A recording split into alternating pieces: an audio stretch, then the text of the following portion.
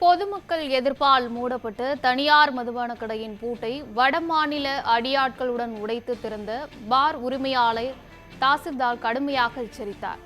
Karaikudi Burma colony bus stop எதிரே புதிதாக தனியார் மதுக்கடை திறக்கப்பட்டது. அருகிலேயே கோயில், மருத்துவமனை, பஸ் ஸ்டாப், சர்ச் உள்ள நிலையில் விதிமுறைகளை மீறி மதுக்கடை திறக்கப்பட்டதாக கூறி 200க்கும் மேற்பட்ட பொதுமக்கள், பல்வேறு கட்சியினர், சமூக ஆர்வலர்கள் மதுக்கடையை முற்றுகையிட்டனர்.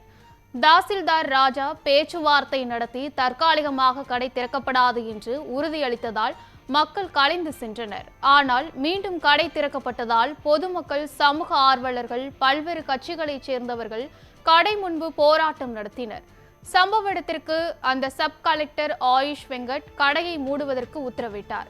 வருவாய்த்துறையினர் கடைக்கு பூட்டு போட்டனர். இந்த நிலையில் எந்த அனுமதியும் பெறாமல் பூட்டை உடைத்து கடை திறக்கப்பட்டு விற்பனை நடைபெற்றது.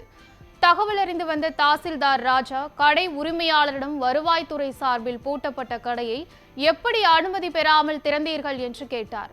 அதற்கு கடை உரிமையாளர்கள் பெர்மிஷன் வாங்கி தான் நடத்துகிறோம், பொதுமக்கள் யாராவது புகார் அளித்தால் கடையை மூடுவீர்களா என்று பதிலளித்துள்ளார்.